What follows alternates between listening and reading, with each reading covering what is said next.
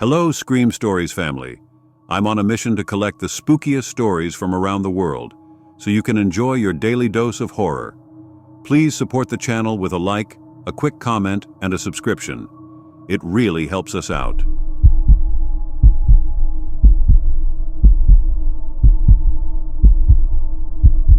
If someone knocks on your door, don't look through the peephole. I know it sounds paranoid. I know it's instinct, muscle memory. Someone knocks, you check. It's normal. It used to be normal for me too, until I learned it wasn't. I've always hated being contacted out of the blue. A random number calls me, I won't pick up. If it's important, they'll leave a message. Ever had a coworker message you on Teams without any prior warning? Took me a while to get used to that. But the worst, the absolute worst, is someone knocking on my door unannounced. It started back in university. I was living in a tiny apartment, just me and a lot of bad habits. I'd be smoking or maybe just too busy to clean, and then knock, knock. The sound would hit me like a punch to the chest. My whole body would go stiff. I'd tiptoe over, careful not to make a sound, and peek through the peephole. Most of the time, I didn't open the door. Just pretended I wasn't home. Was it introversion? Paranoia? I don't know. But it stuck. 15 years later, in a dozen different apartments, I still did it. When someone knocked, I tiptoed to the door, checked, and if I didn't feel like it, I wouldn't open up. Maybe some unresolved anxiety. It worked. I didn't have to deal with unexpected visitors, and if it was important, they'd find another way to reach me. I thought it was fine, until 2 weeks ago. It was a Friday night, a long week at work. For the first time in a while, I let myself relax. I smoked a little, played video games with some friends. The night was mine. I had my headphones on, fully immersed when I felt it. A sound, like a knock, just on the edge of my awareness. I pulled my headphones off, my heart skipping. I held my breath, listened. Nothing. It must have been my upstairs neighbors. They have a kid who's probably staying up late. I shrugged it off, put my headphones back on. Mistake. The night went on, but that sound kept coming. Knock, knock. Just faint, rhythmic tapping, like something waiting. I ignored it at first. Maybe it was the weed playing tricks on me. Maybe I was just tired. But then, by 2 a.m., I'd had enough. I logged off, crawled into bed, and scrolled through my phone before I could sleep. That's when I heard it again. Slow, deliberate, no mistaking it now. A knock, right at my front door. My stomach dropped. I sat up, heart racing. My mind scrambled for answers. Emergency. A late-night visitor. But why hadn't they knocked harder? Why wasn't there panic in the knock? Why so patient? I slid out of bed, my breath shaky. I moved carefully, trying to make no sound. I grabbed my phone, using its flashlight to guide my steps, but I turned it off before reaching the door. I didn't want them to know I was awake. I crept forward, pressing my eye to the peephole. The cold rush of dread flooded my veins. There was someone standing there. Their back was to me. The hallway was a dead end. It's not like they were facing another door. Nothing, just starting at a well. Tall, broad, dressed in black. The sound of their breathing, deep, slow, heavy, echoed through the silence. My skin crawled, my mouth went dry. Every instinct in me screamed at me to move, to do something, but I couldn't. I just stood there, frozen, watching through the peephole, and then it twitched, not a step, not a turn, but a violent shudder, like something inside it was broken. A glitch. The body was unhinged for just a second. It did that a few more times. It seemed to jerk backward, though it didn't turn. It wasn't a normal retreat. It was moving backwards, but not towards me. It was almost mechanical. I kept looking through the peephole. The hallway was empty, and it stayed empty. I barely slept that night. Every little noise made me flinch. Every shadow felt wrong. The knocking, though, it didn't stop. Every night at exactly 2:30 a.m., it came. Slow, methodical, unhurried, and I couldn't stop myself.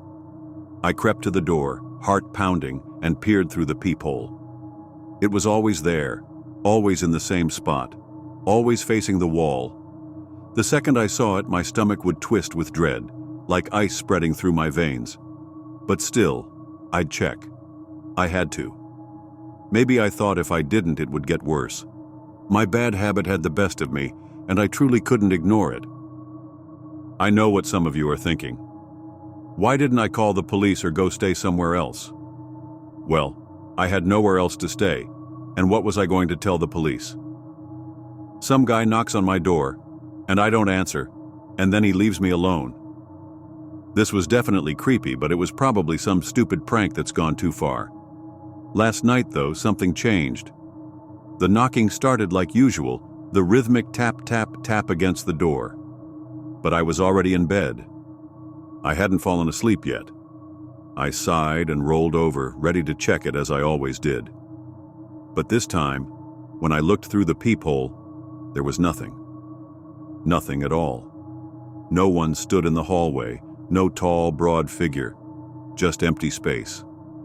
I was already pulling away from the door when I heard it again. This time it came from behind me.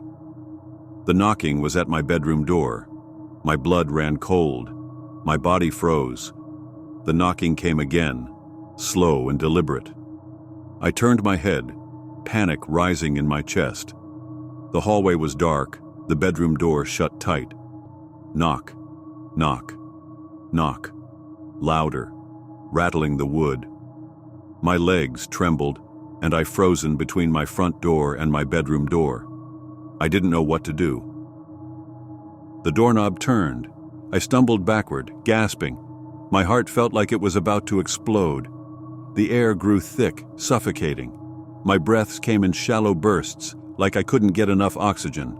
Knock, knock, knock. The last one was a crash, a thunderous bang that shook the walls. And then, silence. I didn't move. I couldn't move. It felt like hours before the first light of morning crept through the blinds.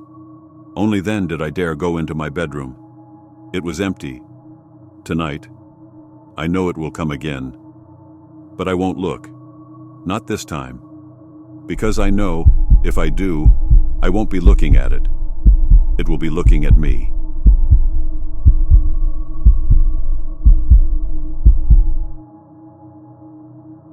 I've been living the van life for a while now, but last night, some kids knocked on my window. They wanted me to let them in. I don't know how long I have. My battery's at 14%, and I don't dare start the van. If I do, they'll hear me. I know that sounds paranoid, but you didn't see them. Or maybe you have. If you have, tell me. I need to know how to get out of here, okay? I travel alone. I document it. My channel isn't big yet, maybe 12,000 subscribers, but I post regularly. Off-grid campsites, van conversions, solo travel tips, that kind of thing. I stay out of cities, and I stay off well-worn paths. The further I am from people, the safer I feel. Or I guess I should be saying, the safer I used to feel. Tonight, I'm parked off a forest road in Idaho, miles from the nearest town. It's the kind of place where if you screamed, no one would hear you. That's one of my go-to videos, by the way. A big scream, loud as I can, and then just the silence afterward. Basically, the place was perfect until the knock came. A single, soft knock. Not on the door, on the window. I froze. It was just after 1 a.m. The woods were silent, no wind, no animal noises. My van is unmarked. I never advertise I'm a woman traveling alone, and I always wait and post my videos a week after I leave the spot, just to make sure no one catches on to where I'm parked. So how did someone find me, let alone creep up without setting off the motion lights? Another knock. Light. Insistent. There was no way this could be anything good, right? My heart was racing, my stomach already twisted into knots. Muscles pulled tight, I reached for my phone. My stupid fingers fumbled it, and it hit the floor mat. The thump seemed thunder loud, and when I sat back up, I nearly screamed. A child's face was pressed against the window, pale skin, dark hair, wide, staring eyes. But something was wrong. The glass reflected weird. but there was no shine in the kid's pupils, just black, completely black. I choked on my breath. Every instinct in me screamed wrong, wrong, wrong. Why was there a child out here? I was so far away from any of the main roads. It wasn't the kind of place children would be. The kid didn't move, didn't blink. Then, another knock. My head snapped toward the sounds and my stomach dropped. There was a second one. A little girl this time standing by my back doors. Same dark hair, same vacant black stare. I don't scare easy. I've slept in parking lots where guys tried breaking into my van.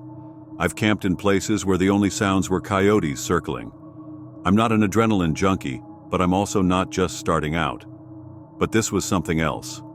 I kept my hand low, fumbling for my knife while trying to keep my breathing steady. That sounds bad. These were just kids, right? But you don't understand. There was something wrong with them. The boy at the window finally spoke. "Let us in." 3 words. No emotion, no inflection, just a flat, empty demand. I shook my head. It made all my hair stand on end. He spoke again, more persistent this time. "Let United States." In the girl knocked again, harder. I heard it rattle the doors. It was a childish response, but I grabbed my blanket and pulled it up over my shoulders, cowering beneath the heavy cotton like it was a shield. I clutched my knife so tightly, it made my knuckles ache. I don't know how long I sat there, too afraid to breathe. I knew that if I opened the door, I wouldn't be able to close it again. Suddenly, they stepped back. The dark of night engulfed the windows again. I barely had time to process that relief before a new sound nearly made me scream, a tap on the driver's side. I whipped around. There was a third child, a new one. This kid was a little taller. He was maybe 12 at the oldest, standing inches from my driver's side door. Unlike the other two, he was grinning. The handle jerked, but I kept my doors closed so it didn't open. The grin widened. "Let us in."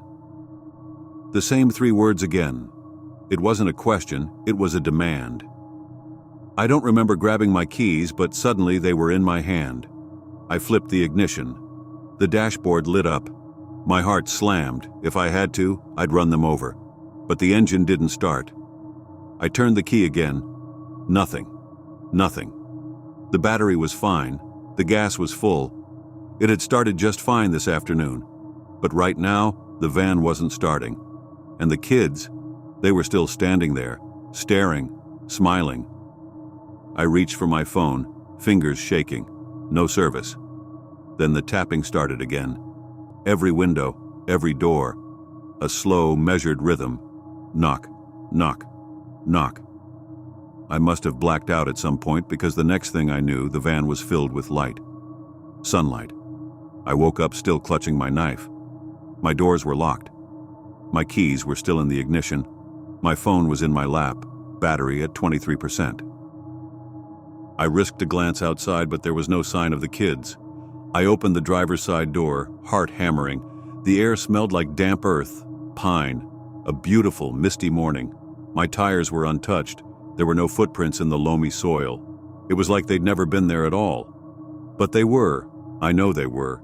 And I know they're still out there too because my van still won't start.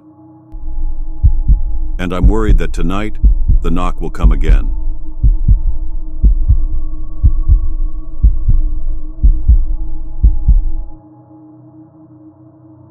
If you hear a knock at your closet door, pray you don't hear it open. I'm writing this as a warning to you all. Don't make the same mistake as me. Once he finds you, and he knows you're aware of his presence, your life will never be the same.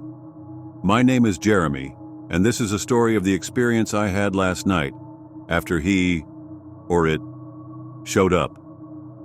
I've always been a rational man, always found a logical explanation for odd happenings, and I have actually never experienced something supernatural, even though I spend a lot of my free time searching for it. I've helped a number of people in and around surrounding areas of my town with debunking their creepy experiences. Feelings of dread, someone watching you, shadows darting out of the corner of their vision, doors seemingly closing by themselves. I've seen it all, and showed every person I've helped that it isn't anything supernatural. Usually it'll be bad wiring, or offset houses making doors seem to be closing by themselves. What I just experienced, however, is supernatural.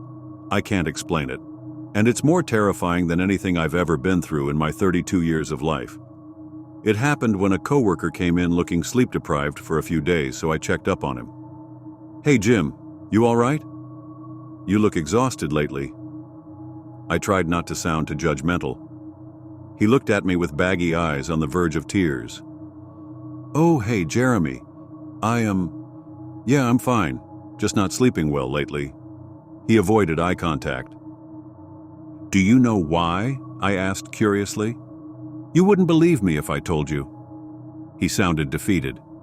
This piqued my interest, as a sentence like that typically meant it was something on the supernatural side. "Try me. I have helped a lot of people, Jim." I put my hand on his shoulder. He looked at me and tears rolled down his cheeks. He nodded yes, and we both told our boss we were heading to lunch and made our way to his car. Once we arrived, he unlocked it and we hopped in. Jim wasted no time in diving into his issue.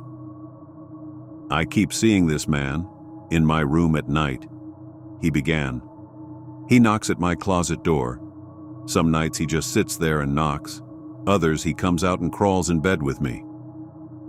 I was shocked at what he was telling me. This was the last thing I would have guessed he'd say. Normally I get the "I'm hearing weird noises and it's scaring me so I can't sleep."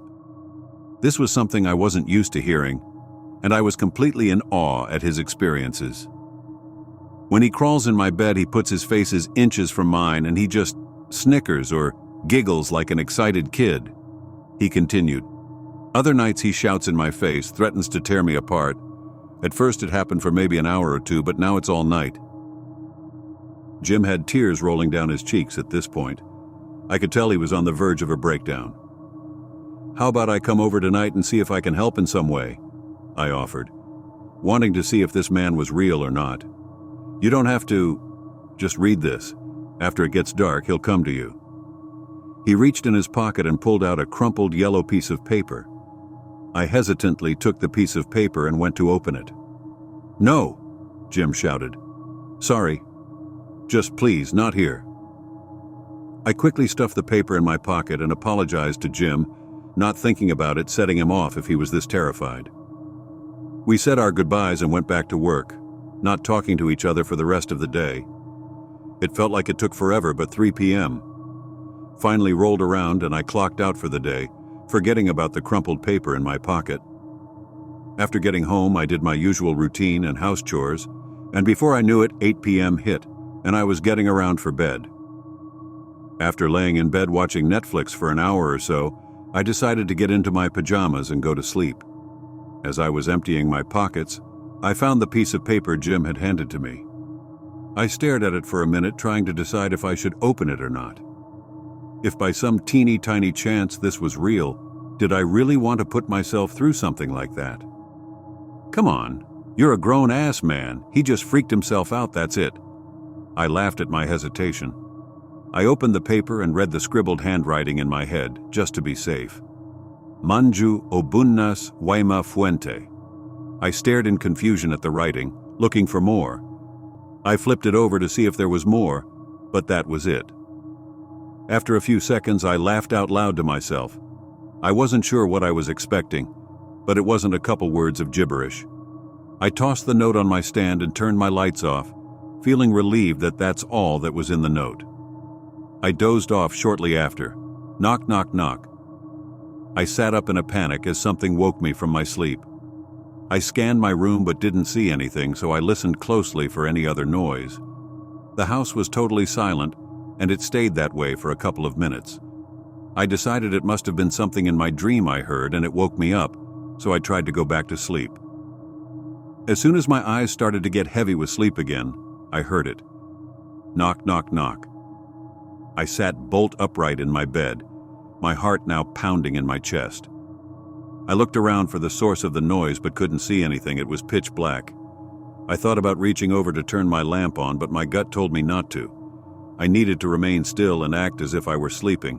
so I quickly got under my covers and slammed my eyes shut. I listened for any sound, but my beating heart drowned out any noise. Hey, hey, hey, hey, hey, hey, hey, hey. A male voice giggled from inside my room somewhere. Instantly, my blood turned to ice, and I was paralyzed in fear.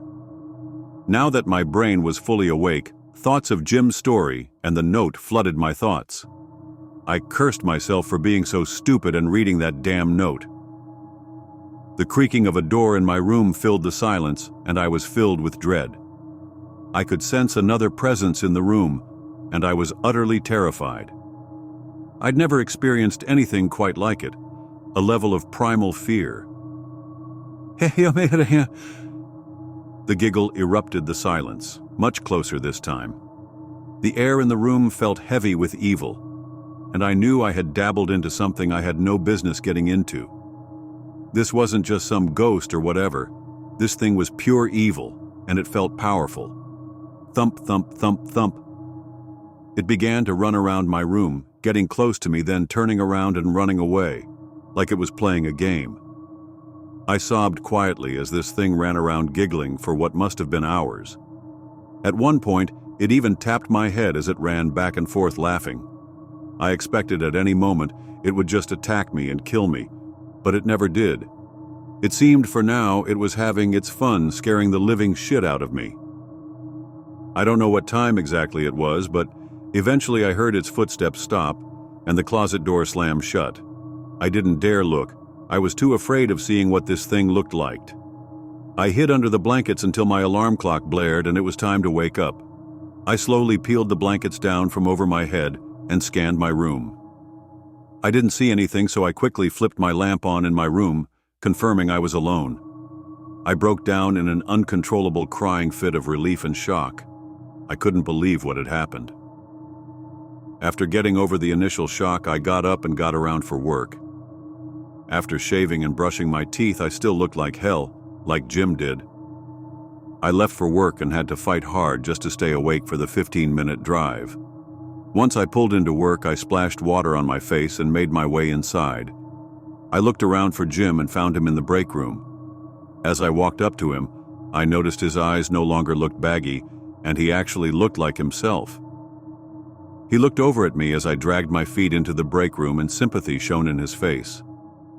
"Jim, what in the actual fuck?" I whispered angrily.